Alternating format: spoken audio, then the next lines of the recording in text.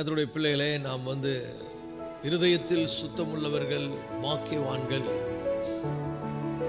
என்று நம்முடைய ஆண்டவர் திருவாய் மொழிந்தருளின மழலை பிரசங்கத்தில் இருந்த உண்மைகளை நாம் படித்து கொண்டு வருகிறோம் தொடர்ச்சியாக. அதில் மிக முக்கியமாக இருதய சுத்தத்தை பற்றியெல்லாம் பார்த்தோம். போன வாரத்தில் நம்ம உன்னதமான அந்த இருதய சுத்தத்துக்கான வாக்குத்தத்தம் என்ன, ஆண்டவர் வாக்குத்தத்தம் என்ன வாக்கு பண்ணுகிறார் என்பதை குறித்து பார்த்தோம். ஸோ இருதய சுத்தம் மிக மிக முக்கியமானது. இந்த இருதய சுத்தமாய் ஒரு மனிதன் வாழும் பொழுது அவன் தேவனை தரிசிக்கின்ற பாக்கியத்தை பெறுவான் என்று ஆண்டவர் வாக்கு பண்ணியிருக்கிறார். இருதயத்தில் சுத்தமாக இருந்தால் என்ன எனக்கு ஆண்டவர் தருவார்? அவரை பார்க்கக்கூடிய பாக்கியத்தை நான் பெற்றுக்கொள்வேன். இருதயத்தில் சுத்தமுள்ளவர்கள் பாக்கியவான்கள், அவர்கள் தேவனை என்ன பண்ணுவாங்க? தரிசிப்பார்கள். ராமன் சொல்லுவோமா? இப்போ எப்படி தரிசிப்பாங்கன்னு போன வாரத்தில் பேசணும். ரெண்டு விதமாய் நம்ம அவரை தரிசிக்க போகிறோம். ஒன்று, இந்த உலகத்தில் விசுவாசத்தை கொண்டு அவருடைய வார்த்தையின் மூலமாக அவருடைய பிரசனத்தை, அவரை நாம் என்ன பண்ணுகிறோம்? விசுவாச கண் கொண்டு பார்க்கிறோம். இரண்டாவது, ஒரு நாள் அவரை மகிமையிலே நம்ம என்ன பண்ண போகிறோம்? நேருக்கு நேராக முகமுகமாக நம்ம காண போகிறோம். அதுதான் இருக்கிறதுலே ஒரு உன்னதமான ஒரு பெரிய ஆசீர்வாதம். இப்போ இன்னைக்கு என்ன பார்க்க போறோம்னு சொன்னா, மகிமையான அந்த தரிசனத்தை பற்றிய 9 உயர்ந்த காரியங்களை பார்க்க போறோம். ஆண்டவரை நம்ம தரிசிக்க போறோம் இல்லையா? அப்போ எப்படியெல்லாம் நம்ம அவரை தரிசிக்க போறோம் என்பதற்கான 9 காரியங்களை நாம் இன்னைக்கு பார்க்க போறோம். 9ல் நம்ம எத்தனை பார்க்க முடியுமோ அத்தனை நம்ம என்ன பண்ணுவோம்? ஒன்று ஒன்றா பார்ப்போம். மிக ஆச்சரியமூட்டக்கூடியதாக இருக்கும். அப்போது பரலோகத்தில் நம்ம ஒரு நாள் ஆண்டவரை போய் நாம் மகிமையோடு என்ன பண்ண போகிறோம்? பார்க்க போகிறோம். அது மிகவும் உன்னதமானது, மிகவும் இனிமையானது. அது ஒரு மகிமையான ஒரு அனுபவம். அந்த அனுபவத்துக்கு இணையான அனுபவம் இந்த உலகத்தில் நம்மளால் என்ன பண்ண முடியாது? அனுபவிக்க முடியாது. ஏன்னா நாம் மகிமைப்படுத்தப்பட்ட சரீரத்தோடு கூட மகிமையிலே தேவனை என்ன பண்ண போகிறோம்? காணப்போகிறோம். ஆனால் நல்லா புரிந்து கொள்ளுங்கள், அவரை காணப்போகிறோம் என்பதை எப்படிலாம் காண போகிறோன்றதை இப்போ நம்ம பார்க்குற வேலையில் வேதத்தில் அது நம்ம வேதத்தில் பார்க்கும்போது நமக்கு ஒரு கிளியர் பிக்சராக இருக்காது. ஒரு மங்கின ஒரு காட்சியை தான் நம்மளால் என்ன பண்ண முடியும்? காண முடியும். ஆனால் நேரில் அவரை பார்க்கும்போது எப்படி இருக்குன்னா அது கிளியராக இருக்கும். நேரில் அவரை தரிசிக்கும் போது எப்படி இருக்கும்? அது இப்போ நம்ம படிக்க தான் போகிறோம். தேவனுடைய வார்த்தையின் மூலமும் அது ஒரு படத்தை நம்ம பார்க்க போகிறோம். ஆனால் மகிமையில் அவரை பார்க்கும்போது அது எப்படி இருக்கும்? மிகவும் ஆச்சரியப்படத்தக்க கூடியதாக என்ன பண்ணும்? இருக்கும். அல்லேலூயா. அதனால் வேத வசனத்திலிருந்து எவ்வளோ தெளிவாக அதை நம்ம பார்க்க முடியுமோ பார்க்கலாம். பட் வேத வசனத்தின் மூலம் நம்ம எவ்வளோ தான் பார்த்தாலும் நம்ம கண்ணாடியில் பார்க்குறோன்னு வசனம் சொல்லுது. அது எப்படி வசனம் சொல்லுது? நாம் இப்பொழுது கண்ணாடியிலே நிழலாட்டமாய் தேவனுடைய மகிமையை பார்க்கிறோம். அப்போ கண்ணாடியில் நம்ம பார்க்கும்போது ஸ்க்ரீனில் பார்க்குறதுக்கும் ஒருத்தரை நேரில் பார்க்குறதுக்கும் பெருத்த வித்தியாசம் இருக்கிறது.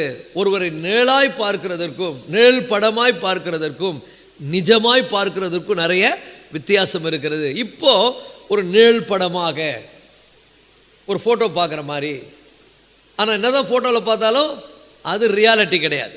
ஸோ தேவனுடைய வார்த்தை என்கிற வார்த்தையின் மூலம் ஆண்டவருடைய பிக்சர்ஸை நம்ம என்ன பண்ண போகிறோம்? அவருடைய காட்சியை காணப்போகிறோம். பட் அது ரொம்ப தெளிவானது கிடையாது. நேரில் பார்க்கும்போது ரொம்ப தெளிவாக என்ன பண்ணுவோம்? அவரை நாம் பார்க்க போகிறோம். அப்போ தற்போது இப்போ ஆண்டவர் மகிமையில் என்ன பண்ணுறாரு? இருக்கிறார் என்பதை, அவரை மகிமையில் நம்ம தரிசிக்க போகிறோம் என்பதை பற்றிய சில காரியங்களை நாம் முதல்ல பார்க்க போகிறோம். இப்போ மகிமையில் நம்ம அவரை பார்க்கும்போது அந்த காட்சி எப்படி இருக்கும் என்று சொன்னால், it will be a clear sight. அது எப்படி இருக்குன்னா தெளிவாக இருக்கும். ஆண்டவரை எப்படி பார்க்க போகிறோம்? தெளிவாக பார்க்க போகிறோம். இப்போ கொஞ்சம் மங்களா அவரை வேத வசனத்தில் பார்க்குறோம். பட் மகிமையில் நாம் அவரை பார்க்கும் பொழுது அவரை எப்படி பார்க்க போகிறோம்? தெளிவாக நாம் பார்க்க போகிறோம். இப்போ பார்க்குற மாதிரி இல்லை. இப்போ கொஞ்சம் மங்களா தான் நமக்கு வேதத்தின் வசனத்தின் மூலம் நம்ம அதை பார்க்கும்போது ஒரு கிளியர் பிக்சர் நம்ம மைண்டுக்கு வராது. ஆனால் நேரில் பார்க்கும்போது, ஏன்னா வேத வசனம் சொல்லுது 1 கொரிந்தியர் 13ஆம் அதிகாரம் 12ஆம் வசனம், 1 கொரிந்தியர், இப்பொழுது, இப்போன்னா இப்போ உயிர் வாழ்கின்ற இந்த உலகத்தில், இந்த பாவ உலகத்தில் நம்ம எப்படி பார்க்குறோம்? கண்ணாடியில். இப்பொழுது கண்ணாடியில். என்ன கண்ணாடி? தேவனுடைய வார்த்தை என்கிற கண்ணாடி. இப்பொழுது கண்ணாடியில் நிழலாட்டமாய் பார்க்குறோன்னு சொன்னால், இப்போ நல்லா புரிந்து கொள்ளுங்கள். இந்த டிவியில் ஒரு படத்தை பார்க்குறோம் அல்லது ஒரு ஃபோட்டோ பார்க்குறோம். ஒருத்தரை டிவியில் பார்க்குறதுக்கும் அல்லது ஒருவரை ஃபோட்டோவில் பார்க்குறதுக்கும் ஒருத்தரை நேரில் போய் பார்க்குறதுக்கும் நிறைய வித்தியாசம் இருக்குது. அப்போ இந்த வசனம் சொல்லுது, இப்பொழுது கண்ணாடியிலே அவரை எப்படி பார்க்குறோம்? நிழலாட்டமாய் பார்க்கிறோம். அப்பொழுது, அது எப்போ? இப்பொழுது, அப்பொழுது. 2 வார்த்தையை பவுல் பயன்படுத்துகிறார். இப்போ பார்க்குறோம், அப்போ பார்க்க போகிறோம். பக்கத்தில் பார்த்து சொல்லுங்க, இப்போ ஆண்டவரை பார்க்கறதுக்கும் அப்போ பார்க்கறதுக்கும் பெரிய வித்தியாசம் இருக்க போகிறது. ஹல்லேலூயா. இப்போ எப்படி பார்க்குறோமா? கண்ணாடியில் பார்க்குறோம். என்ன அழகாக வேத வசனம் சொல்லுது பாருங்க. அப்போது நல்லா புரிந்து கொள்ளுங்கள். இருதயத்தில் சுத்தம் உள்ளவர்களாய் நாம் வாழும் பொழுது, இருதய சுத்தத்தோடு நாம் இருக்கும் பொழுது, இருதயத்தை சுத்தமாக காத்து கொள்ளும் போது, பெருமை, கசப்பு, வைராக்கியம், பகை, விரோதங்கள்லாம் இல்லாமல் ஆண்டவருடைய பிள்ளைகளாய் இருதயத்தை சுத்திகரித்து கொள்ளும்போது, அதனால தான் தாவீது ஜெபம் பண்ணும்போது, சுத்த இருதயத்தை எனக்கு தாங்க. ஏன்?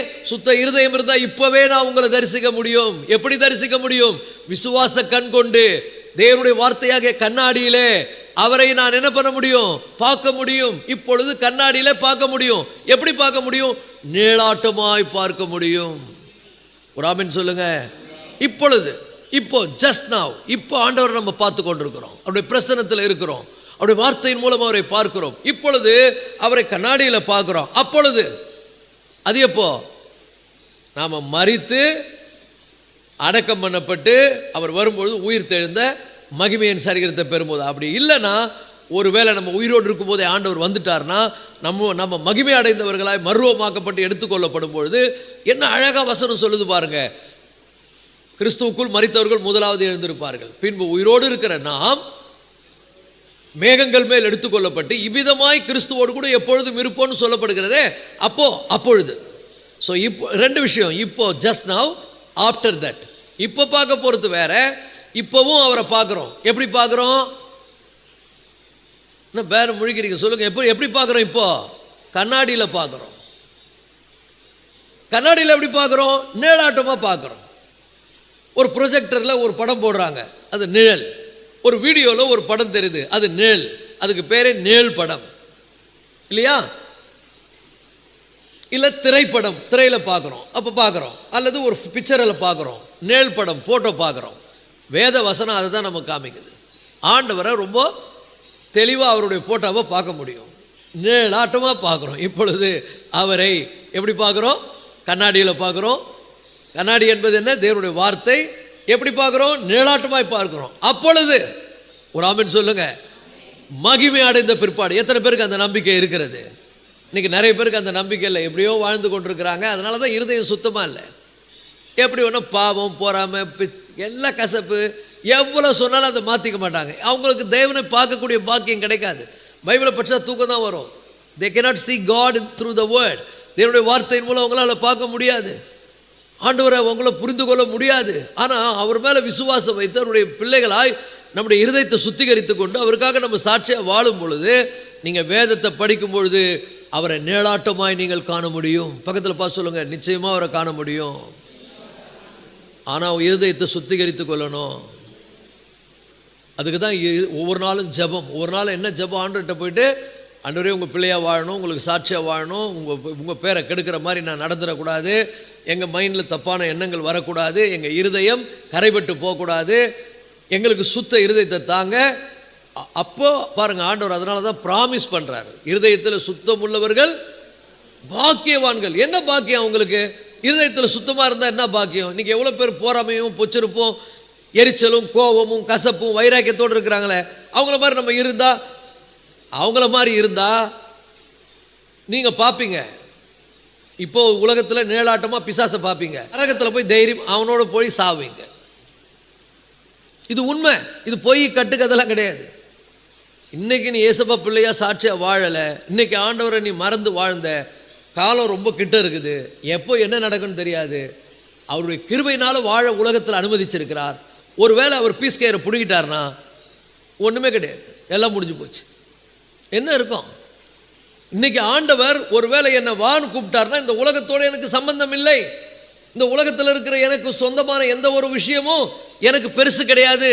அப்போது என்னை ஆண்டவர் இந்த உலகத்திலிருந்து என்னை வான்னு அழைச்சிட்டார்னா, அல்லது எதர்ச்சியாக ஏதோ ஒரு சம்பவத்தின் மூலம் நான் இந்த உலகத்தை விட்டு போக வேண்டியதாக இருந்தால், இந்த உலகத்தில் நான் லாபம் என்று நினைத்து கொண்டிருந்தவைகள் நஷ்டமாய் போய்விடும்.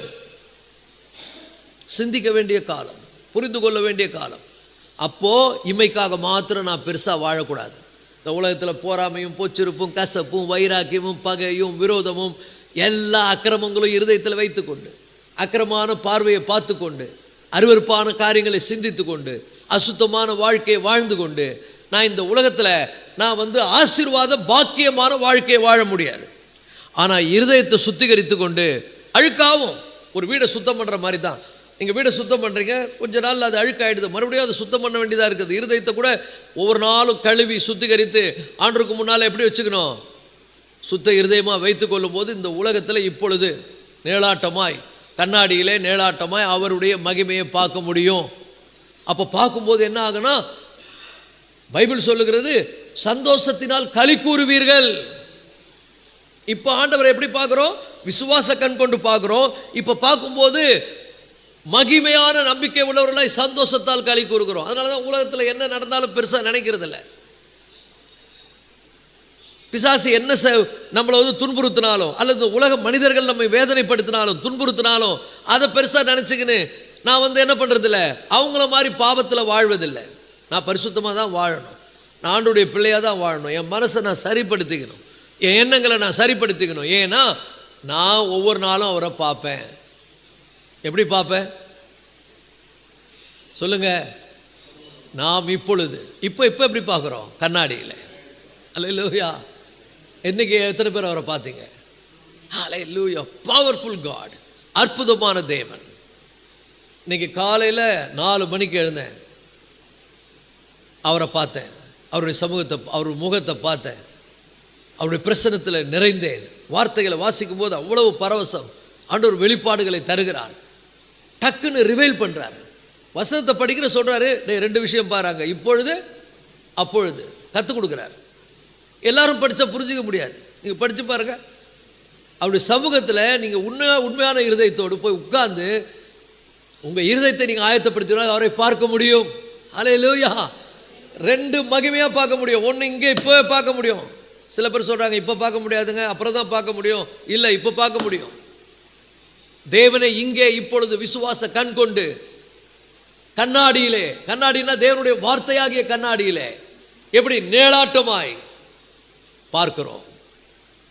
அப்பொழுது இந்த உலக வாழ்க்கை ரொம்ப சுருக்கமானது, ரொம்ப வேகம் கிடையாது, வேகமாக முடிஞ்சிடும். நமக்கு கொடுக்கப்பட்டிருக்கிற காலம் உலகத்தில் மிக குறைவு. அப்போ முடியும் போது நான் நம்பிக்கையோடு இருப்பேன். ஏன்னா என் லைஃப்பை நான் இன்சூர் பண்ணிட்டேன், இன்சூரேஷன் போட்டு வச்சுட்டேன். ஏன்னா இந்த உலகத்தில் டக்குன்னு முடிஞ்சுன்னு எனக்கு தெரியும், நான் இன்சூரன்ஸ் போட்டால் கண்டிப்பாக பரலோகத்துக்கு போவேன். பக்கத்தில் பார்த்து சொல்லுங்கள், உனக்கு அந்த நம்பிக்கை இருக்குதா? இன்சூரன்ஸ் பண்ணிட்டியா? உன் வாழ்க்கையை கர்த்தர்கிட்ட முழுசாக கொடுத்துட்டியா? இல்லை பாவத்தில் வாழ்ந்து கொண்டு இருக்கிறியா? அப்படியே ஊதாரித்தனமாக என்ன வேணால் பண்ணலாம், எப்படி வேணால் இருக்கலாம். உன் இருதயத்தை சரிப்படுத்தாமல் கோணலான இருதயம், கசப்பான இருதயம், வைராக்கியம், பகை, விரோதம், யாரை ஏமாத்துறது, யாரை கெடுக்கிறது, அப்படிப்பட்ட சிந்தை உள்ளவர்களாக இருந்தோமானால் இங்கே நிழலாட்டமாய் கண்ணாடியில் பிசாசை பார்ப்பீங்க, நரகத்தை அனுபவிப்பீங்க. நிறைய பேர் அனுபவிச்சுன்னு இருக்காங்க. நான் ஏன் இப்படி பண்ணேன்னு தெரியலையே, என் வாழ்க்கை இப்படி ஆயிடுச்சு, நரகத்தை அனுபவித்து கொண்டு இருக்கிறாங்க. ஆனால் அதே ஆண்டவருடைய பிள்ளையை வாழ்ந்த இங்கே இப்பொழுது கண்ணாடியிலே நிழலாட்டமாய் தேவனுடைய மகிமையை காண்பீர்கள். தேவன் உங்களோடு இருக்கிறதை பார்ப்பீர்கள். உங்களுக்குள்ள ஒரு புதிய நம்பிக்கை பிறக்கும், உங்களுக்குள்ள ஒரு புதிய விசுவாசம் உண்டாகும். எந்த ஒரு சூழ்நிலையிலும் நீங்க தளர்ந்து போக மாட்டீர்கள். எந்த ஒரு சூழ்நிலை நம்பிக்கை இழக்க மாட்டீர்கள். எந்த ஒரு சூழ்நிலை சோர்ந்து போக மாட்டீர்கள். கர்த்தர் உங்களை பலப்படுத்துகிறதை பார்ப்பீர்கள். கர்த்தர் உங்களை வழிநடத்துகிறதை பார்ப்பீர்கள். உங்களை கரம் பிடித்தவர் நடத்துவதை நீங்க பார்ப்பீங்க. ஆமென் சொல்ல மாட்டீங்களா? எத்தனை பேர் உங்களை நடத்துறாரு? நான் துன்பத்தின் பாதையில நடந்தாலும், தாவீது சொல்றார், மரண இருளின் பள்ளத்தாக்கில் நடந்தாலும் பொல்லாப்புக்கு பயப்படேன். மீதி பேரெல்லாம் பயந்து தான் ஆகணும். நான் பயப்பட மாட்டேன். ஏன்? தேவரீர் என்னோடு கூட இருக்கிறீர். எப்படி நான் பார்க்க முடியுது? இப்பொழுது கண்ணாடியில நிழலாட்டமாய் அவரை பார்க்கிறேன். ஹல்லேலூயா! அவர் என்னோடு இருக்கிறார். அவர் வாக்கு பண்ணி இருக்கிறார். நீ தண்ணீர்களை கடக்கும் போது நான் உன்னோடு இருப்பேன். நீ ஆறுகளை கடக்கும் போது அவைகள் உன்மேல் புரளுவதில்லை.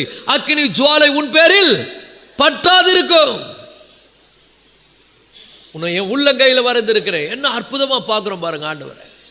அவர் சொல்ற வாக்கு தத்தங்கள், அவருடைய வாக்கு தத்தத்தின் மூலமாய் பார்க்கிறோம். அவருடைய வார்த்தையாகிய கண்ணாடியின் மூலம் பார்க்கிறோம்.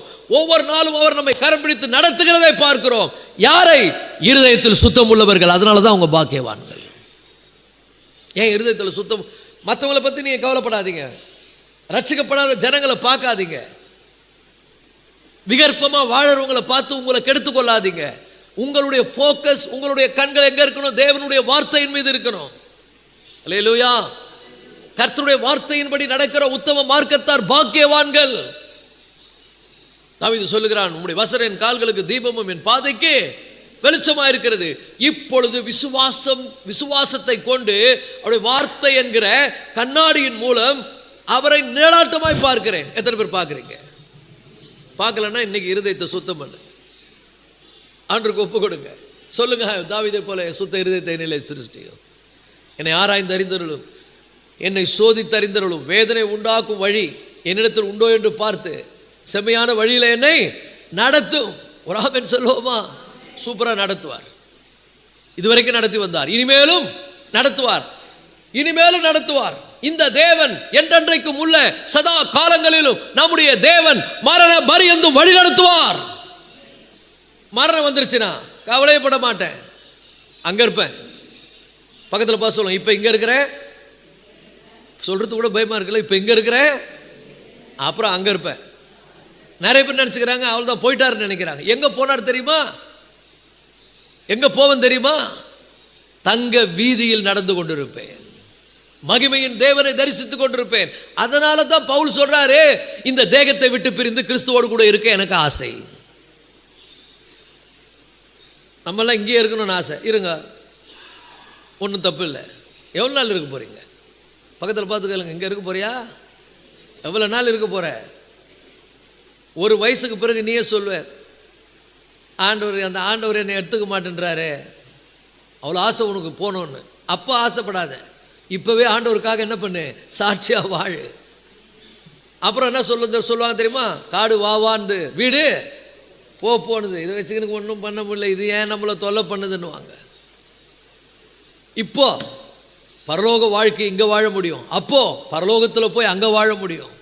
ஒரு ஆமென் சொல்லுங்க. பக்கத்தில் பார்த்து சொல்லுங்க, இப்போ ஏசப்பாவுக்காக சாட்சியாக வாழ்ந்தா பரலோக வாழ்க்கை இங்கே வாழ முடியும். ஹல்லேலூயா! அப்போ அங்கே போய் அவரோடு நம்ம வாழ்வோம். அதனால தான் இந்த பவுல் சொல்றார், கிறிஸ்து எனக்கு ஜீவன், சாவு எனக்கு லாபம். சாவு எனக்கு நஷ்டம் கிடையாது. அப்போ நல்லா புரிந்து கொள்ளுங்கள், அதுதான் இந்த பாக்கியம். என்ன பாக்கியம்? இருதயத்தில் சுத்தமுள்ளவர்கள் பாக்கியவான்கள். அவர்கள் தேவனை என்ன பண்ணுவாங்க? தரிசிப்பார்கள். தரிசிப்பாங்கன்றது ரெண்டு பக்கம் கொண்டது. ஒன்று இப்போ இங்கேயே பார்ப்பாங்க, அதுக்கு பிறகு அப்போ அங்க போய் பார்ப்பாங்க. ஒரு ஆமென் சொல்லுவோமா? ஹல்லேலூயா! அப்ப அங்க எப்படி பார்ப்போம் அப்படின்னா, ஆச்சரியமான ஒரு வசனம் சொல்லுகிறது. 1 யோவான் 3ஆம் அதிகாரம் 2ஆம் வசனம். 1 யோவான் 2ஆம் அதிகாரத்தில் 3ஆம் வசனத்தில் அப்போஸ்தலனாகிய யோவான் எழுதுகிறார். அப்போ எப்படி பார்ப்போம்னு சொல்றாரு பாருங்க. அவர் சொல்றாரு, பிரியமானவர்களே, இப்பொழுது தேவனுடைய பிள்ளைகளா இருக்கணும். அதான் மெயின். பக்கத்தில் பார்த்து சொல்லுங்க, இப்போ தேவனுடைய பிள்ளையா இருக்கிறியா நீ, இல்லை பிசாசின் பிள்ளையா இருக்கிறியா? நிறைய பேர் தேவனுடைய பிள்ளைன்னு பேரில் பிசாசா வாழுது. அப்படி வாழக்கூடாது. இயேசுப்பா பிள்ளையா வாழணும். எத்தனை துன்பம் வந்தாலும், எத்தனை துயரம் வந்தாலும் விசுவாசத்தை விட்டுறாத. ஆண்டவர் மேலே இருக்கக்கூடிய அன்பை விட்டுறாத. அந்த வழியாக கர்த்தர் நம்ம நடத்துவார். அதன் மூலம் உலகத்தை நமக்கு கற்றுக் கொடுப்பாரு. இந்த உலகத்தினுடைய மனுஷ சுபாவத்தை புரிந்து கொள்வார். நமக்குள்ள இருக்கக்கூடிய கெட்டதெல்லாம் புரிந்து கொள்ள வைப்பார். அப்போ நல்லா புரிந்து கொள்ளுங்கள். என்ன சூழ்நிலை வந்தாலும் விசுவாசத்தை விட்டுறாதீங்க. ஆண்டவரை குறை சொல்லாதீங்க. விசுவாசத்தோடு இருங்க. நீ தண்ணீர்களை கடக்கும்போது கண்டிப்பாக அவன் கூட இருப்பார். நீ ஆறுகளை கடக்கும்போது நீ முழுக மாட்ட. அக்கினி ஜுவாலை உன் பேரில் பற்றாது இருக்கும். மரண இருளின் பள்ளத்தாக்கில் நடந்தாலும் பொல்லாப்புக்கு நீ பயப்பட மாட்டாய். அல்லேலூயா. கர்த்தர் நித்தமும் என்னை நடத்துவார். மகா வறட்ச நாட்களை என் ஆத்துமாவை திருப்தி ஆக்குவார். என் எலும்புகளை எல்லாம் நினமுள்ளதாக்குவார். சொல்லுங்க, கர்த்தர் என்னை நித்தமும் நடத்துவார். அல்லேலூயா. மகா வறட்சான நாட்களை என் ஆத்துமாவை திருப்தி ஆக்குவார். சொல்லுங்க வாயை திறந்து, மகா வறட்ச நாட்களை என் ஆத்துமாவை திருப்தி ஆக்குவார். என் எலும்புகள் நினமுள்ளதாகும். நான் அவருடைய பிள்ளை. நான் எப்பக்கம் நெருக்கப்பட்டு ஒடுங்கி போக மாட்டேன். கீழே தள்ளப்பட்டு மனமடிவாக மாட்டேன். எந்த நிலையில் இருந்தாலும் ஆண்டவருடைய பிள்ளையாய் சாட்சியாய் மனரம்யமாய் வாழ்வேன். அல்லேலூயா, அல்லேலூயா, அல்லேலூயா. இருதயத்தில் சுத்தமுள்ளவர்கள் பாக்கியவான்கள், அவர்கள் தேவனை தரிசிப்பார்கள். இப்பொழுது தேவனுடைய பிள்ளைகளாய் இருக்கிறோம். யோவான் சொல்லுகிறார், இப்பொழுது தேவனுடைய பிள்ளைகளாய் இருக்கிறோம், இருக்க வேண்டும். தேவனுடைய பிள்ளைகளாய் வாழ்வது பாக்கியம். இப்போ தேவனுடைய பிள்ளைகளாக இருக்கிறோம். இனி என்ன அர்த்தம்? இதுக்கப்புறம் செத்த பிறகு இல்லை, அவர் வரும்போது ரெண்டு விஷயம். ஒன்று, நான் மரித்து விட்டால், இந்த உடலை விட்டு விட்டால், இல்லை அவர் வரும்பொழுது இனி எவ்விதமாக இருப்போம் என்று இன்னும் எனக்கு தெரியல, வெளிப்படவில்லைன்னு அர்த்தம். இன்னும் அந்த இடத்துக்கே நான் போல, இன்னும் அந்த அனுபவம் எனக்கு இல்லை. ஆகிலும் அப்படின்றார் பாருங்க. ஒவ்வொரு வார்த்தைங்க அப்படிங்க. ஆகிலும் தெரியல, எனக்கு ஒன்றும் அந்த அனுபவம் இல்லை தான். ஆனால் ஒரு காரியம் எனக்கு புரியுது. ஆகிலும் அவர் வெளிப்படும் போது அவர் வரப்போகிறார். இந்த நம்பிக்கை உங்களுக்கு இருக்கிறதா? அவர் வெளிப்படும் போது அவர் வரப்போகிறார். ஒரு ஆமென் சொல்லுவோமா? ஹல்லேலூயா. அவர் வெளிப்படும் போது, இப்போ தேவனுடைய பிள்ளையா இருந்தா அவர் வெளிப்படும் போது என்ன அழகா சொல்ற, வெளிப்படும் போது அவர் இருக்கிற வண்ணமாகவே நாம் அவரை தரிசிப்போம். ஒரு ஆமென் சொல்லுவோமா? ஹல்லேலூயா. There we will see him as he is. இப்ப விசுவாசத்துல பார்த்து கொண்டிருந்தோம், கண்ணாடியில பார்த்து கொண்டிருந்தோம், நேடாட்டமா பார்த்து கொண்டிருந்தோம். அப்ப எப்படி பார்ப்போமா? அவர் இருக்கிற வண்ணமாகவே அவரை பார்ப்போம். ஒரு ஆமென் சொல்லுங்க. அவரை இருக்கிற வண்ணமாகவே நாம் பார்க்க போகிறோம். இப்போ அவர் வெளிப்படும் போது, ஆகிலும் அவர் வெளிப்படும் பொழுது அவர் இருக்கிற வண்ணமாகவே நாம் அவரை தரிசிப்பதனால் அவருக்கு ஒப்பாய் இருப்போம் என்று அறிந்திருக்கிறோம். அவரை போலவே இருப்போமா? அவருக்கு ஒப்பா இருப்போம்னு அர்த்தம்.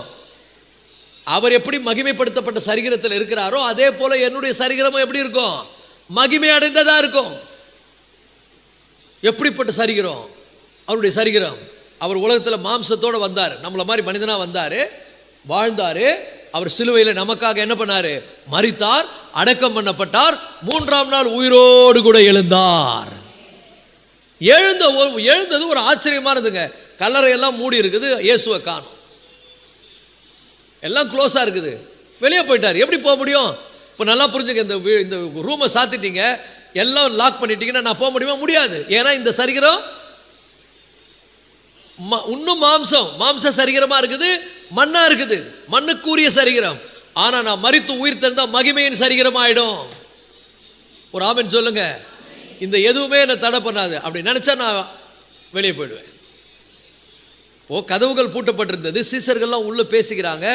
ஐயோ நமக்கு என்ன ஆபத்து வந்துருமோ தெரியல, இயேசுவே சிலுவையில் அரைஞ்சிட்டாங்கன்னு. இயேசு உள்ள வந்தார். எப்படி வந்தாருங்க? உங்களுக்கு சமாதானம்? எல்லாம் அப்படியே உயர்ந்துட்டாங்க. எல்லாம் பார்த்து ஆச்சரியப்படுறாங்க. எல்லா கதவுகள் பூட்டப்பட்டிருக்கிற ஒரு வீட்டுக்குள்ள சீசர்கள் பயந்ததினால் கதவு பூட்டப்பட்டிருந்தது. பூட்டப்பட்ட வீட்டுக்குள்ள இயேசு வந்தாருன்னா அந்த மகிமையின் சரீரத்தினுடைய தன்மை அப்படிப்பட்டது. அப்ப நாம ஆண்டவருடைய பிள்ளையா வாழ்வது பாக்கியம், பரிசுத்தமாய் வாழ்வது பாக்கியம். அப்படி வாழ்ந்தோமானால் நாம் அவரை இருக்கிற வண்ணமாய் தரிசிக்கும் பொழுது எப்படி இருப்போம்னு சொன்னா, அவர் வேற மாதிரியும் நீ வேற மாதிரியும் இல்ல, அவருக்கு ஒப்பாய் இருப்போம். ஒருத்தர் தான் கை தட்டுறாரு, அது கூட உச்சாமா தட்ட மாட்டேன்றீங்களே. அவருக்கு ஒப்பாய் இருப்போம், அவரை போலவே இருப்போம். அப்ப சொல்றாரு, அவரை தரிசிப்பதனால் அவருக்கு ஒப்பாயிருப்போம்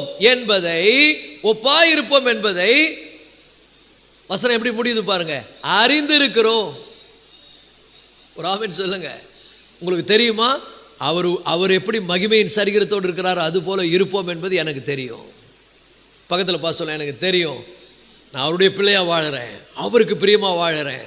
அவர் எப்படி இருக்கிறாரோ அப்படியே நான் அவரை தரிசிக்க போகிறேன், அவருக்கு ஒப்பா இருக்க போகிறேன்.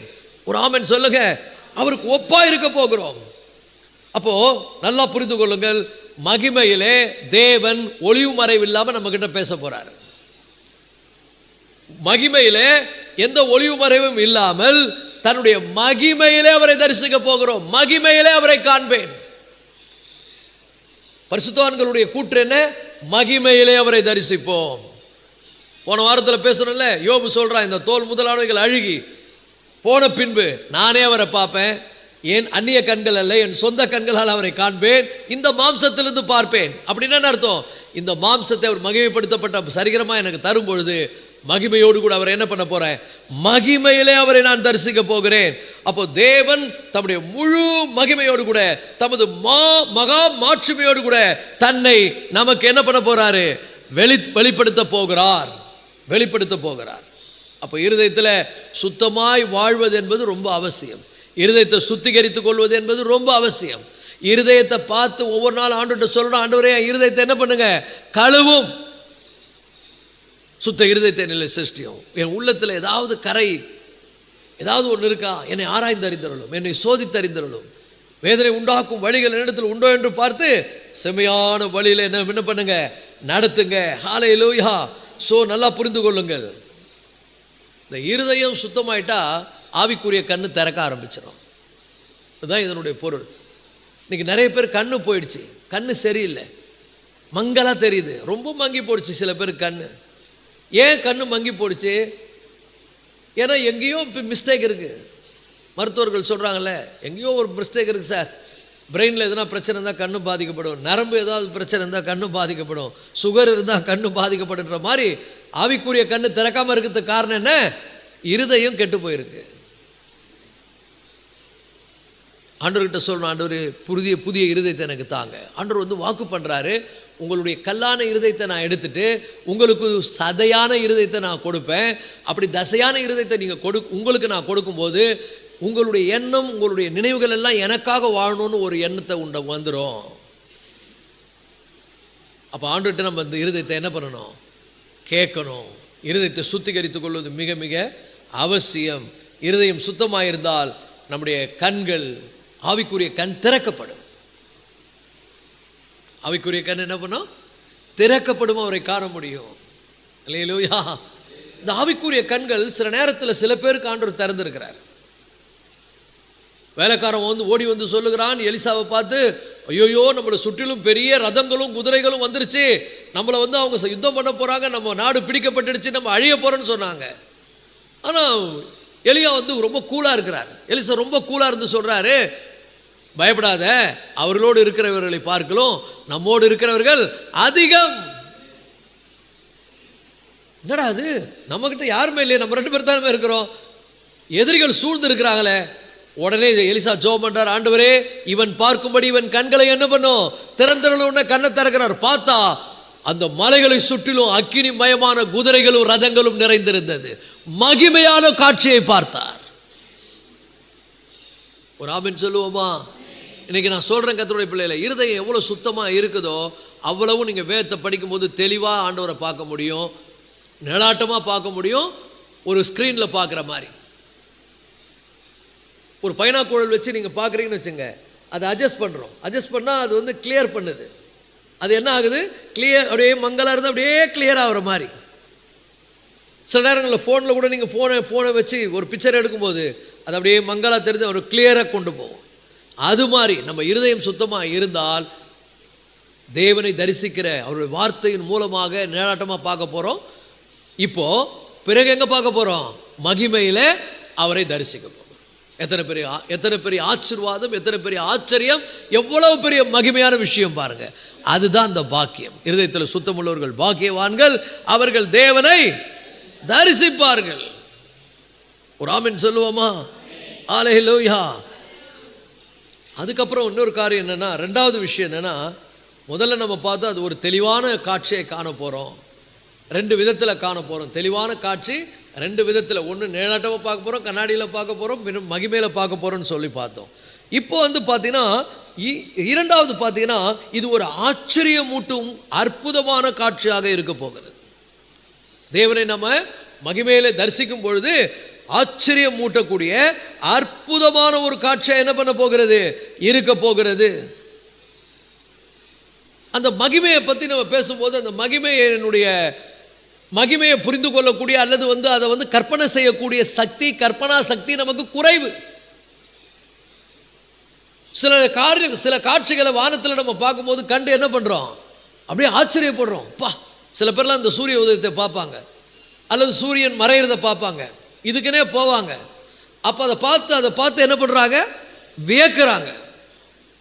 மகிமையான காட்சியை பார்க்குறோம், அது அப்படியே ஒரு பொன்னிறமாகவும் அது விதமான ஒரு கண்களுக்கு ஒரு விருந்தாகவும் என்ன பண்ணுது, அமைகிறதுல பார்க்கும்போது ஆச்சரியப்படுகிறல்ல சில காட்சிகளை காணும் பொழுது. அப்போ மகிமையிலே நாம் தேவனை தரிசிக்கும் போது அந்த காட்சி எப்படி இருக்கும் அப்படின்னா, அதுக்கான ஒரு ஐடியாலஜி நமக்கு இல்லை, அதுக்கான ஒரு பெரிய இமேஜின் பண்ண முடியலை, கற்பனை பண்ண முடியலை, அது எப்படி இருக்கும்னு நமக்கு தெரியலை. ஆனால் வசனத்தில் ஒரு இடத்துல ஒரு சின்ன குழு நமக்கு கொடுக்கப்பட்டிருக்கிறது. வசனத்தில் தேவனுடைய வார்த்தையில் ஒரு சின்ன குழு என்ன பண்ணப்பட்டிருக்கிறது, அது கொடுக்கப்பட்டிருக்கிறது. அது எப்படின்னு சொன்னால், மத்தேயு 17ஆம் அதிகாரம் 2ஆம் வசனம். மத்தேயு 17ஆம் அதிகாரம் 2ஆம் வசனம்.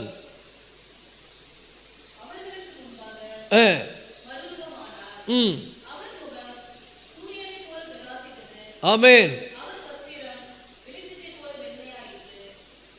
ஆமென். அவர் முகம், அவங்களுக்கு முன்னால் மர்வமாகிறார்னா, ஆண்டவர் 2-3 பேரை கூட்டு போறார். பேதுரு, யோவான், யாக்கோப்பு 3 பேரை கூட்டு போறாரு. அவங்களுக்கு முன்னால் மர்வமாகும் போது அவருடைய முகம் சூரியனை போல பிரகாசித்தது. எப்படி பிரகாசித்ததா? சூரியனை போல பிரகாசித்தது. சாதாரண விளக்கே நம்ம கண்ணால் பார்க்க முடியலை. சூரியனை நீங்கள் பார்த்தீங்கன்னா எப்படி இருக்கும் பாருங்க, சூரியனுடைய மகிமை எப்படி இருக்கும் பாருங்க. பைபிள் சொல்லுது, சூரியனுடைய மகிமை வேற, சந்திரனுடைய மகிமை வேற. மகிமையிலே நட்சத்திரங்கள் ஒவ்வொன்றுக்கும் ஒவ்வொரு விதமான மகிமை இருக்குதுன்னு சொல்லப்பட்டிருக்கிறது. ஹையஸ்டா பார்க்க போனால் சூரியன் தான் இருக்கிறதுலே பெரிய ஒளியினுடைய ஒளி எங்கிருந்து வருது? சூரியன்ல இருந்து வருது. ஒரு ஆமென் சொல்லுங்க. இதெல்லாம் ஆச்சரியங்க, சாதாரணமானதல்ல. சந்திரன் இருக்குதுல்ல, அந்த சந்திரனுக்கு சந்திரன் பிரகாசிக்குது. எப்படி பிரகாசிக்குது? நட்சத்திரங்கள் எப்படி பிரகாசிக்குது? நம்ம அதாவது சயின்டிபிக்கலா சொல்றேன், நட்சத்திரங்களும் சந்திரனும் அது ஒளியினுடைய சோர்ஸ் கிடையாது. அங்கிருந்து ஒளி வரல. ஒளி எங்கிருந்து வருதுன்னா, அது ரிஃப்ளெக்டர். சூரியன் இடத்திலிருந்து வாங்கி சூரியன் என்ன பண்ணுதான், சூரியன் இடத்திலிருந்து அதாவது பகலெல்லாம் சூரியனை பார்க்குது. எது? சந்திரனும் நட்சத்திரங்களும் பகலெல்லாம் சூரிய பிரகாசத்தில் இருக்கிறதுனால அந்த மகிமையை உள்வாங்கி கொண்டு, நல்லா புரிஞ்சுங்க, அந்த மகிமையை உள்வாங்கி கொண்டு இரவில் என்ன பண்ணுது, அது பிரகாசிக்குது. கொஞ்சம் யோசித்து பாருங்க. சூரியன் கிட்ட இருந்து கடன் வாங்கின மகிமையே நைட்ல எப்படி இருக்குது, அவ்வளோ மகிமையா இருக்குது. சூரியன் கிட்ட இருந்து அது டிராப் பண்ணி அது கொடுக்குது. அப்போ நட்சத்திரங்களுக்கும் சந்திரனுக்கும் நிலாவுக்கும் வெளிச்சம் எங்கிருந்து கிடைக்குது? சூரியன் கிட்ட இருந்து கிடைக்குதுங்க. சயின்டிபிக்கலா ஒரு உண்மை சொல்றேன், நீங்க ஆச்சரியப்படுவீங்க. சூரியன் கிட்ட இருந்து, சூரியனுக்கு வெளிச்சம் எங்கிருந்து வருது? சூரியன் கூட பார்த்தீங்கன்னா ரிஃப்ளெக்டர் தான். அது ஒரிஜினலா அதுகிட்ட இருந்து வெளிச்சம் கிடைக்கல. ஏன்னா நீங்க பைபிள்ல பார்த்தீங்கன்னா சூரியனே இல்லாத போது வெளிச்சம் பூமியில இருந்தது. அப்போ சில சயின்டிஸ்ட்லாம் குழம்புறாங்க, என்னடா அது, ஆண்டவர் சூரியனை படிச்சாரு, சந்திரனை படிச்சாரு, சூரியன் தான் சோர்ஸ் ஆஃப் லைட் நினைச்சுக்கிறோம், சூரியனுக்கிட்ட தான் ஒரிஜினலா லைட் வருதுன்னு நினைச்சுக்கிறோம். சந்திரனும் நட்சத்திரங்களும் அதுகிட்ட இருந்து வாங்கி நைட்ல பிரகாசிக்குதுன்னு நினைச்சுக்கிறோம். இப்ப சூரியனுக்கு எங்கிருந்து இந்த வெளிச்சம் வருது? யோசனை பண்ணுங்க. யோசிச்சாங்க. நமக்கே தெரியல. சூரியனும் ரிஃப்ளெக்டர் தான். சூரியன்கிட்ட இருந்து எங்கிருந்து வருதுன்னா, உண்மையான வெளிச்சம் எங்கிருந்து வருதுன்னா தேவனிடத்திலிருந்து வருது. அதனால தான் ஆண்டவர் சொல்றாரு, நான் உலகத்துக்கு வெளிச்சமாக இருக்கிறேன். ஐ ஆம் த லைட். ஆண்டவர் சொல்றாரு, ஐ ஆம் த லைட், நான் தான் வெளிச்சமே. ஸோ சூரியன் என்ன பண்ணுதுன்னா கடவுள்கிட்ட இருந்து கடன் வாங்குது. இந்த அறிவு நிறைய பேர் கிடையாது. எல்லாம் நினச்சிக்கிறாங்க சூரியனை விட்டு தான் வெளிச்சமே வருது, எல்லாம் வருது. நல்லா புரிஞ்சுங்க, எவ்வளோ ஹீட்டாக இருக்குது பாருங்கள் அந்த சூரியனுடைய ரிஃப்ளெக்ஷன். யோசனை பண்ணி பாருங்க. சூரியனே கடன் வாங்குது. எங்கிருந்து வாங்குது? தேவனிடத்திலிருந்து வாங்குது. நம்முடைய தேவன் எப்படிப்பட்டவர்? சாதா சூரியன் இல்லைங்க, உதய சூரியன், மகிமையான சூரியன். இன்னும் சொல்ல போனா ரொம்ப ஹையஸ்டா போய் சொல்றோம் பாருங்க, நீதியின் சூரியன். ஒரு ஆமென் சொல்லுங்க. நம்முடைய தேவன் எப்படிப்பட்டவர்க? நீதியின் சூரியன், மகிமையான சூரியன். அதுக்கப்புறம் இன்னும் எப்படி சொல்லலாம்? அவர் தாங்க உண்மையான வெளிச்சமே. வெளிச்சம் இல்லைன்னா சயின்டிஸ்ட் சொல்றாங்க, சூரியன் மட்டும் உதிக்கலன்னா எந்த பயிரும் வளராது, யாரும் உயிர் வாழ முடியாதுன்றாங்க. It's a real. சூரியன் உதிக்காவிட்டால் எந்த பயிரும் வளராது, எந்த ஜீவனும் வாழாது, மனுஷன் வாழ முடியாது. சூரியன் தான் லைஃப் சோர்ஸ். ஆனா சூரியனுக்கு லைஃப் சோர்ஸ் கொடுக்கிறவர் யாரு? நீதியின் சூரியனாகிய நம்முடைய தேவன், அவரே. அப்ப பைபிள் என்ன சொல்லுதுன்னா, எவ்வளவு அழகா சொல்லுது பாருங்க, அவர் சூரியனை விட பல மடங்கு பிரகாசம் உள்ளவர். அப்ப நம்மாலுங்க அவரை அந்த மறுரூப மலையில பார்த்த உடனே அவங்களுக்கு அவருடைய மகிமை பார்த்தா சூரியன் தான் ஞாபகம் வரத வழி, அதுக்கு மேல எது இருக்குன்னு ஞாபகம் வரல.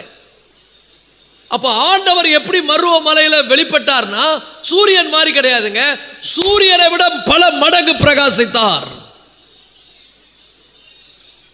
பயந்துட்டாங்க, அவங்களுக்கு மூளை கலங்கி போச்சு. கலங்கி போயிட்டு என்ன சொல்றாங்க, ஆண்டவரே நம்ம இங்க இருக்கிறது நல்லது, உங்களுக்கு ஒரு கூடாரம், எலியாவுக்கு ஒரு கூடாரம், நமக்கெல்லாம் ஒரு கூடாரம் போடலான்றாங்க. அவ பார்த்துங்க, இந்த ரகசியத்தை யாரும் மறந்துடாதீங்க. இன்னைக்கு நம்ம உயிர் வாழ்த்து காரணம் யாருங்க? நம்ம ஜீவிக்கிறது காரணம் யாரு? சூரியன் உதிக்கலைன்னா நமக்கு என்ன கிடைக்காது? பூவா கிடைக்காது, எதுவுமே வளராது, நான் வளர மாட்டேன். எல்லா சோர்ஸும் கம்ஸ் ஃப்ரம் த லைட்.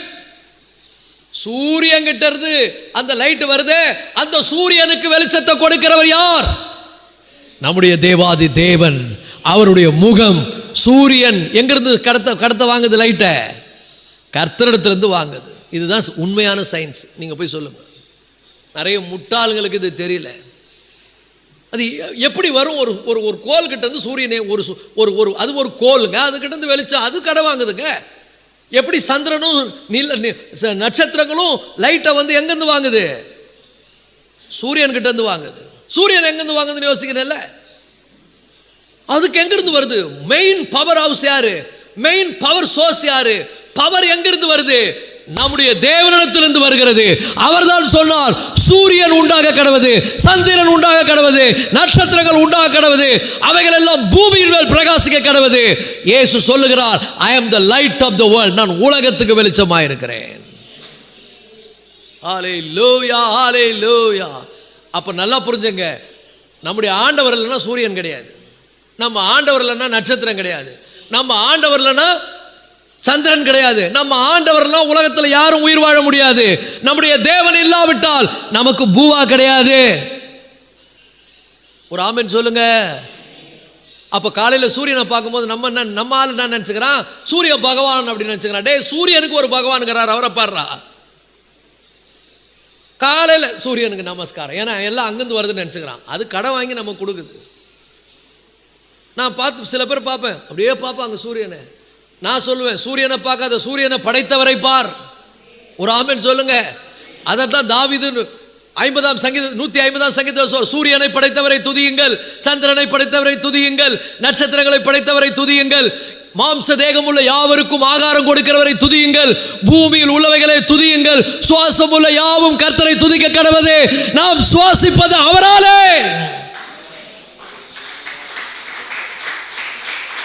ஹல்லேலூயா.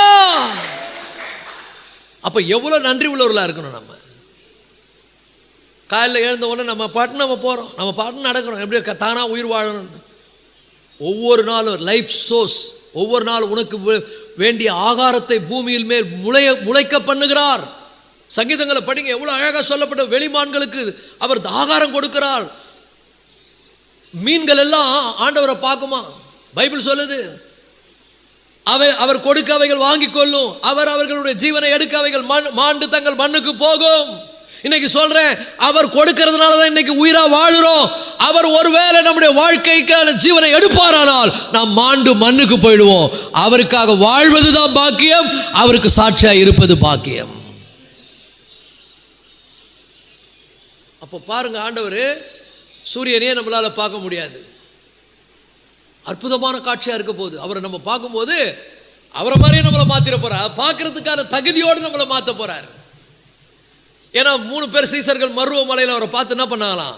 கவனிங்க, படிங்க அந்த வசனத்தை, அற்புதமான வசனம் 17:2 மத்தேயு. அவர்களுக்கு முன்பாக மருவமானார், அவர் முகம், ஏன்னா அவங்களுக்கு வேற எதுவும் சொல்ல தெரியல, எதை வச்சு சொல்லுவாங்க? சூரியனை விட பன்மடங்கு. ஏன்னா இதுல வாசிக்கிறோம், வெளிப்படுத்தல் வாசிக்கிறோம், நான் மனுஷகுமாரனுக்கு ஒப்பானவரை கண்டேன், அவர் நான் அல்பாவும் ஒமேகாவும் ஆதியும் அந்தவுமாய் இருக்கிறேன், அவருடைய முகம் வல்லமையாய் பிரகாசிக்கிற சூரியனை போல இருந்தது. ஏன் அப்படி சொன்னாங்கன்னா வேற எதை வச்சு விளக்கம் கொடுக்க முடியாது. சூரியனை விட ஒன்று அவங்களுக்கு தெரியாது, ஆனா நமக்கு தெரியும் சூரியனை விட மகிமையான ஒரு தேவனை. நம்ம தேவன் யாருங்க? மகிமையின் சூரியன். நம்முடைய தேவன் யாருங்க? சொல்லுங்க, நீதியின் சூரியன். நம்முடைய தேவன் யாருங்க? வல்லமையாய் பிரகாசிக்கிற சூரியன். சூரியனுக்கு வெளிச்சம் எங்கிறது போது நாங்க பேபன் முழிக்கிறீங்க. சூரியனுக்கு அந்த வெளிச்சம், அந்த சோர்ஸ், அந்த வல்லமை, அந்த பவரை கொடுக்கிறவர் நம்முடைய தேவன். அதனால தான் நம்ம சூரியனை வணங்குறது இல்லை, சூரியனை படைத்தவரை வணங்கி கொண்டிருக்கிறோம். நமக்கு சூரியன் பகவான் கிடையாது, சூரியனை படைத்தவர் நம்முடைய பகவான். ஒரு ஆமீன் சொல்லுங்க. கேட்கறதுக்கே மனம் அவ்வளோ மகிழ்ச்சியா இருக்குது. ஆனால் அப்போ கூட நம்ம இதை பார்க்கறது மங்கள தான் பார்த்துனுக்கிறோம், நிழலாட்டமாக தான் நான் பார்க்குறோம். இப்போ தெளிவாக அன்னைக்கு நேருக்கு நேராக பார்க்க போகிறோம். அவர் இருக்கிற வண்ணமாய் அவரை தரிசிப்பதினால் அவருக்கு ஒப்பா இருப்போம் என்று அறிந்திருக்கிறோம். ஹல்லேலூயா, ஹல்லேலூயா, ஹல்லேலூயா. ஸோ இது எப்படி இருக்க போகுது? ஒரு ஆச்சரியம் மூட்டக்கூடிய அற்புதமான காட்சியாக இருக்க போகிறது. இருதயத்தில் சுத்தமுள்ளவர்கள் பாக்கியவான்கள், அவர்கள் தேவனை ஆச்சரியப்படத்தக்கதான அற்புதமான மகிமையோடு கூட பார்ப்பார்கள். ஹல்லேலூயா, ஹல்லேலூயா. எப்படின்னா அதை வர்ணிக்கவே முடியாது, அதை இமேஜின் பண்ண முடியாது. கொஞ்சம் கற்பனை பண்ணி பாருங்க. நாம கூட அவரோடு கூட எப்படி இருக்க போறோம்? ராஜாக்களாய் ஆசாரியலா இருக்க போறோம். அவர் ராஜாதி ராஜாவா இருக்க போறாரு. இந்த உலகத்தில் அவர் எப்படி வந்தாரு? ஏழ்மையின் கோலத்தில் வந்தாரு. அவருக்கு தலை சாய்க்க கூட இடம் இல்லை. அவரை பார்க்கும்போது விரும்பத்தக்க முகம் இல்லாதிருந்தது. அவரை பார்த்து ரொம்ப பெருசா எல்லாம் அவரை அந்த கோலப்படுத்தினார்கள், அசிங்கப்படுத்தினார்கள், அவமானப்படுத்தப்பட்டார், நிந்திக்கப்பட்டார், புறக்கணிக்கப்பட்டார், காரி உமிழப்பட்டார், முள்முடி சூட்டப்பட்டார், வாரினால் அடிக்கப்பட்டார், ஆணிகளால் கடாவப்பட்டார், சிலுவையிலே அரை நிர்வாணமாக தொங்கி இந்த உலகத்தின் பாவத்துக்காய் மரித்தார். அவர் மரித்து அப்படியே போகவில்லை, தேவனாலே மகிமையாய் 3ஆம் நாள் உயிரோடு எழுப்பப்பட்டு பரலோகத்துக்கு எடுத்துக்கொள்ளப்பட்டார். அங்க மகிமையோடு உட்கார்ந்து இருக்கார். அவரை நம்ம பார்க்கல. அப்ப பார்க்கும்போது எப்படின்னா, அவர் இருக்கிற வண்ணமா நம்ம பார்க்கும்போது ஆச்சரியப்படுவோம். நம்மளை பார்க்கும்போது நமக்கு ஆச்சரியமா இருக்கும். நீங்க எஸ்தர் புஸ்தகத்தை வாசித்தீங்கன்னா, மொர்தெகாய் ஒரு சாதாரண மனிதனா இருக்கிறான். சாதாரண மனிதனா இருந்து ரொம்ப கஷ்டப்படுறான். அவன் அடிமைத்தனத்தில் இருக்கிறான்.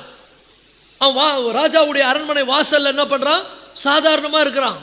ஒரு நாள் வந்தது, சத்துருக்கள்லாம் எழும்பினாங்க அவனுக்கு விரோதமாய். அவனை ரொம்ப அவமானப்படுத்தினார்கள், அவனை ரொம்ப கேவலமா பேசினாங்க. சத்துரு எழும்பி கர்ஜித்தான்.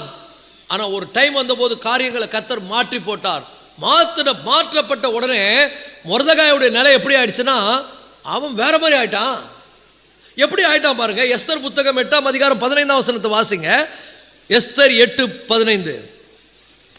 அங்க மொர்தெகாயுடைய அந்த நிலைமையை பார்க்கும்போது, அப்பொழுது மொர்தெகாய் இளநீலமும், நல்லா புரிந்து கொள்ளுங்கள், பார்க்கிறோம் இப்போ, இளநீலமும் வெள்ளையுமான ராஜவஸ்திரம். இளநீலம் வெள்ளையுமான ராஜவஸ்திரம், நல்லா புரிஞ்சுங்க. படத்துல பார்க்கும்போது பாருங்க, இளநீலமும் முன்னாடி எப்படி இருந்தான்? அடிமையா இருந்தான், பரதேசியா இருந்தான். அவனுக்கு சாப்பாடு கூட சரியா கிடைக்குமா கிடைக்காது தெரியாது, ஒரு மாதிரி அலங்கோலமா இருந்தான். இப்ப எப்படி ஆயிட்டான்? இப்பொழுது மொர்தெகாயினுடைய நிலை எப்படி ஆயிடுச்சு? வேற மாதிரி ஆயிடுச்சு.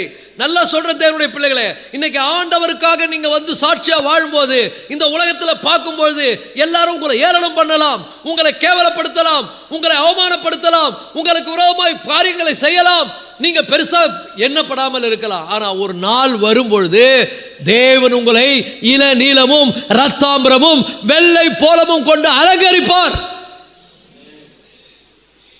நம்ம ராஜவஸ்திரம் தரித்து கொள்ள போறோம். இப்ப ஏசப்பா கூட இங்க இருக்கும்போது அப்படிதான் இருந்தாரு. ஆனா மகிமையில எப்படி இருக்காரு? வேற மாதிரி ஆயிட்டாரு. எப்படி ஆயிட்டாரு? ராஜாவும் ராஜாக்களுக்கெல்லாம் ராஜாவுமாய் மாறிவிட்டார். அப்ப ஆண்டவரை நம்ம பார்க்கும்போது அவர் எப்படி இருப்பாரு? இங்க பார்த்த மாதிரி இல்லைங்க, மகிமையோடு கூட இருக்க போகிறார். அப்ப மொர்தெகாய் எப்படி இருந்தானா? இளநீலமும் வெள்ளையுமான ராஜவஸ்திரமும் பெரிய பொன்முடி. நல்லா புரிஞ்சுங்க, உங்களுக்கு ஆண்டவர் பெரிய பொன்முடி சூட்ட போகிறார். அவர் எப்படி இருக்க போறாரு? அவர் தலையில அநேக கிரீடங்கள் இருந்ததா வெளிப்படுத்தல வாசிக்கிறோம். வெள்ளை குதிரை மேல வராரு, ராஜாதி ராஜா கர்த்தாதி கர்த்தர் என்கிற ஒரு முழக்கத்தோடு வருகிறார். அவருடைய தொடையின் கீழ் தேவனுடைய வார்த்தை என்கிற நாமம் எழுதப்பட்டிருந்தது. அநேகர் வெள்ளை குதிரை மேல் ஏறி அவருக்கு பின்னால செல்லுகிறார்களாக நாம் பார்க்கிறோம். நல்லா புரிந்து கொள்ளுங்கள், நிறைய வெள்ளை குதிரை போது, எல்லாரும் முடி சூட்டப்பட்டிருக்கிறாங்க. ஆனா ஒருத்தர் மட்டும் அநேக முடி சூட்டப்பட்டிருக்கிறார், அநேக கிரீடங்கள் அணிந்திருக்கிறார். அவர் வந்து முன்ன போறாரு. முன்ன போனோன்னு பரலோகம் தானா திறக்குது. இன்னைக்கு சொல்லுகிறேன் கர்த்தருடைய பிள்ளைகளே, கிறிஸ்து உனக்கு முன்னால் போவாரானால் திறக்கப்படாத கதவுகள் எல்லாம் திறக்கும். பரலோகத்தின் வாசல் உனக்காய் திறக்கப்படும். இருதயத்தில் சுத்தமுள்ளவர்கள் பாக்கியவான்கள், அவர்கள் தேவனை தரிசிப்பார்கள். மகிமையோடு கூட மகிமையின் சூரியனாய் அவர் உங்களுக்கு முன்னால செல்லுவார். மொர்தெகாயை பார்க்கும்போது, மொர்தெகாய் இரத்தாம்பரமும் வெள்ளை ராஜவஸ்திரமும் தலையிலே பெரிய பொற்கிரீடம் சூடப்பட்டவனாய், இரத்தாம்பரமும் அணிந்தவனாய், ஹல்லேலூயா ஹல்லேலூயா, கரங்களை தட்டி கர்த்தரை மகிமைப்படுத்துவோமா? கர்த்தர் இதை தான் செய்வார். ஹல்லேலூயா. அன்னைக்கு மகிமையில அவரை முகமுகமாய் தரிசிக்கும் போது அது ஆச்சரியமூட்டக்கூடிய அற்புதமான காட்சியாக இருக்க போகிறது. கொஞ்சம் கற்பனை பண்ணி பாருங்க. சூரியனே நம்மளால பார்க்க முடியல, அந்த மகிமையே நம்மளால விளங்கிக் கொள்ள முடியல. சூரியனை விட பல மடங்கு பிரகாசம் உள்ளவரை அவர் இருக்கிற வண்ணமாக நாம் அன்று தரிசிக்க போகிறோம். ஹல்லேலூயா. அவர் இருக்கிற வண்ணமாக அவரை போல நம்மளை மாற்ற போறார். நாமும் ராஜவஸ்திரம் தரித்தவர்களாக ராஜாதி ராஜாவுக்கு பின்னால் போக போகிறோம். அந்த பாக்கியத்துக்காகத்தான் இங்க பரிசுத்தமா வாழணும். அந்த பாக்கியத்தை பெற்றுக்கொள்வதற்கு தான் இருதயத்தை சுத்திகரித்துக் கொள்ளணும். அந்த பாக்கியத்தை அடையணும் என்கிற ஒரு ஏக்கம் இருந்தால்தான் இந்த உலக மனிதர்களை போல வாழாம பரிசுத்தமாய் சாட்சி ஆண்டவருக்காக வாழ முடிவெடுப்போம். அப்போ இந்த வாக்குத்தத்தம் நமக்கு பலிக்கும். என்ன வாக்குத்தத்தம்? இருதயத்தில் சுத்தமுள்ளவர்கள் பாக்கியவான்கள், அவர்கள் தேவனை தரிசிப்பார்கள். எல்லாரும் எழுந்திருப்போம். அந்த காலை வேளையில இன்னைக்கு ஒரு அற்புதமான சத்தியத்தை நாம் தியானித்திருக்கிறோம். எப்படிப்பட்ட பாக்கியம்! இந்த பாக்கியத்துக்கு இணையான ஒரு பாக்கியம் உலகத்துல கிடையவே கிடையாது. இந்த பாக்கியத்துக்கு இணையான ஒரு பாக்கியத்தை ஒருவரும் பெற முடியாது. இதை போல ஒரு வாக்குத்தத்தத்தை யாரும் கொடுத்து விட முடியாது. நம்முடைய தேவன் நமக்கு கொடுக்கிறார். இருதயத்தில் சுத்தமுள்ளவர்கள் பாக்கியவான்கள், அவர்கள் தேவனை தரிசிப்பார்கள். ஹல்லேலூயா. அந்த காலை வேளை கர்த்தரை ஸ்தோத்திரிப்போம். நன்றி ஆண்டவரே, அப்பா உம்மை ஸ்தோத்திரிக்கிறோம் கர்த்தாவே. இப்பொழுது இந்த பூமியிலே ஆண்டவரே கண்ணாடியிலே அவரை நாங்கள் நிழலாட்டமாய் காண்கிறோம். அப்பொழுது அவரை மகிமையோடு காணும் பொழுது அப்பொழுது நாம் அவரை இருக்கிற வண்ணமாக தரிசிப்பதினால் ஹல்லேலூயா அவருக்கு ஒப்பாயிருப்போம். ஆமாண்டவர், எவ்வளோ பெரிய பாக்கியத்தை எங்களுக்கு நீர் வைத்திருக்கிறீர். ரட்சிக்கப்படுகிற ஜனங்கள் அந்த வெளிச்சத்தில் நடப்பார்கள். நாங்கள் உம்முடைய பிள்ளைகளாய் ரட்சிக்கப்பட்டவர்களாய் மகிமையோடு கூட உம்மை தரிசிக்க போகிற அந்த பாக்கியத்திற்காக ஸ்தோத்திரிக்கிறோம். இந்த காலை வேளையில வந்த உம்முடைய பிள்ளைகளுடைய இருதயங்களை இது நன்றாய் பதியட்டும், இது நன்றாய் விளங்கட்டும், இது நன்றாய் புரிதல் உண்டாகட்டும். உமக்காய் சாட்சிய வாழ எங்க இருதயத்தை ஆயத்தப்படுத்திக் கொள்ள எங்க சிந்தையை மாற்றிக்கொள்ள, எங்கள் நினைவுகளை நாங்கள் சீர்படுத்த, உங்க பிள்ளையா வாழ்வதுதான் முக்கியம் என்பதை கருத்தில் கொள்ள எங்களுக்கு உதவி செய்யும்.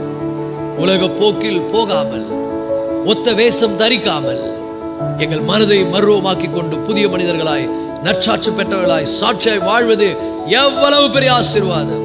இந்த ஆசீர்வாதத்துக்காக ஆண்டவரே உமக்கு நன்றி சொல்லுகிறோம். எங்களுக்கு நீர் கொடுத்த இந்த உன்னதமான வாக்குத்தத்தத்துக்காக உமக்கு நன்றி என்று சொல்லுகிறோம். உமக்கு நன்றி என்று சொல்லுகிறோம். இந்த செய்தியை கேட்கிற ஒவ்வொருவரையும் ஆசீர்வதிங்க. இயேசு கிறிஸ்து மூலம் வேண்டிக் கொள்கிறோம் நல்ல தகப்பனே. ஆமென்.